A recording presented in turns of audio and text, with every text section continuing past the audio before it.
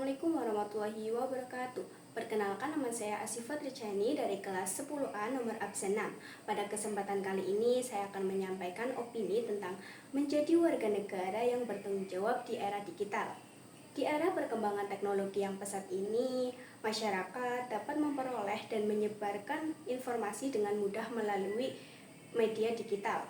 Oleh karena itu, setiap warga negara perlu memahami hak dan kewajiban agar dapat menggunakan teknologi secara bijak dan bertanggung jawab. Itu ada pengertian hak warga negara. Hak adalah sesuatu yang diterima atau dimiliki oleh setiap warga negara dan dilindungi oleh negara. Hak diberikan agar setiap orang dapat hidup layak, aman, dan sejahtera. Dan yang kedua yaitu ada pengertian kewajiban warga negara.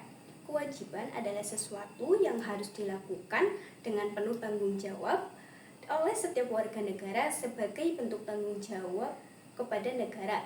Jika kewajiban dilaksanakan dengan baik, hak akan lebih mudah terpenuhi. Ada contoh hak yang diatur dalam Undang-Undang Dasar Negara Republik Indonesia tahun 1945. Hak yang pertama yaitu memperoleh pendidikan terdapat pada pasal 31, dan yang kedua yaitu hak menyampaikan pendapat terdapat pada pasal 28. Yang selanjutnya yaitu ada contoh kewajiban yang diatur dalam Undang-Undang Dasar Negara Republik Indonesia tahun 1945. Kewajiban menaati hukum dan pemerintah tercantum pada pasal 27 ayat 1. Kewajiban ikut serta dalam pembelaan negara diatur pada pasal 27 ayat 3. Hoax adalah istilah yang merujuk pada ketidakbenaran suatu informasi atau berita bohong. Berita hoax seringkali dibuat untuk menciptakan kebingungan, kecemasan, atau bahkan konflik dalam masyarakat. 1. Rendahnya literasi digital. Banyak orang yang percaya pada judul berita yang bombastis tanpa membaca isinya sampai habis atau memeriksa kebenaran sumbernya. Dan yang kedua, faktor psikologis dan kecepatan. Keinginan untuk menjadi orang pertama yang membagikan informasi atau biar kelihatan tahu duluan di grup media sosial. Dan setiap orang punya hak bebas berpendapat, tetapi kebebasan itu dibatasi. Kewajiban menghormati hak orang lain agar tidak dirugikan oleh informasi, serta kewajibannya yaitu mematuhi hukum formal yang berlaku. Yang selanjutnya yaitu terdampak dalam kasus tersebut, yaitu pihak yang terdampak tidak hanya individu yang menjadi sasaran hoaks, tetapi juga masyarakat luas, bahkan pemerintah, lembaga pendidikan, dan berbagai kelompok masyarakat dapat terkena dampaknya.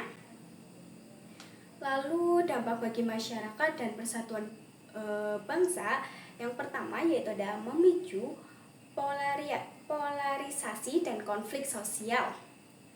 Hoaks seringkali dirancang untuk menyerang sentimen sensitif seperti suku, agama, ras, dan antar golongan atau sara, atau pilihan politik.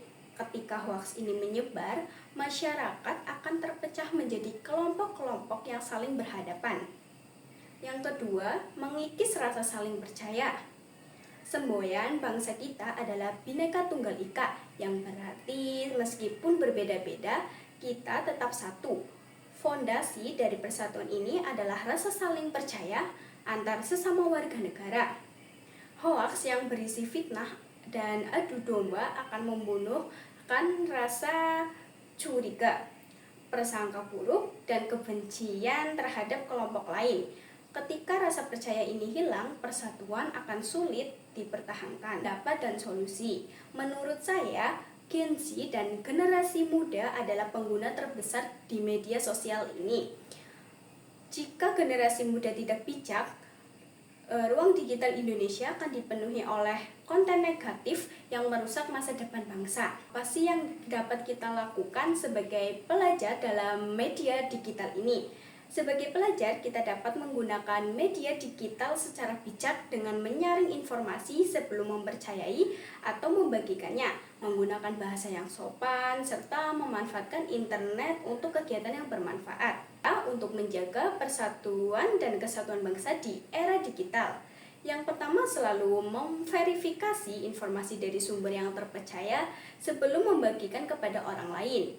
Dan yang kedua, menggunakan media sosial secara santun dan menghindari ujaran kebencian maupun perundungan.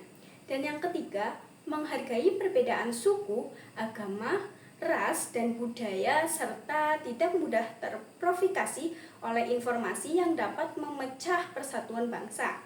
Dan yang keempat, membuat gerakan konten positif. Pelajar bisa memanfaatkan media sosial untuk membuat edukasi, membagikan tipe belajar, seni, dan budaya. Kesimpulannya dalam kasus tersebut yaitu hak dan kewajiban warga negara merupakan dua hal yang tidak dapat dipisahkan. Di era digital, setiap warga negara harus mampu menggunakan haknya secara bijak dan melaksanakan kewajibannya dengan penuh tanggung jawab. Dengan sikap kritis, bijak, dan menghargai sesama, kita dapat menjaga persatuan bangsa serta menciptakan lingkungan digital yang positif bagi semua. Sekian dari saya, mohon maaf apabila terdapat tata tutur yang kurang berkenan, selebihnya mohon maaf. Wassalamualaikum warahmatullahi wabarakatuh.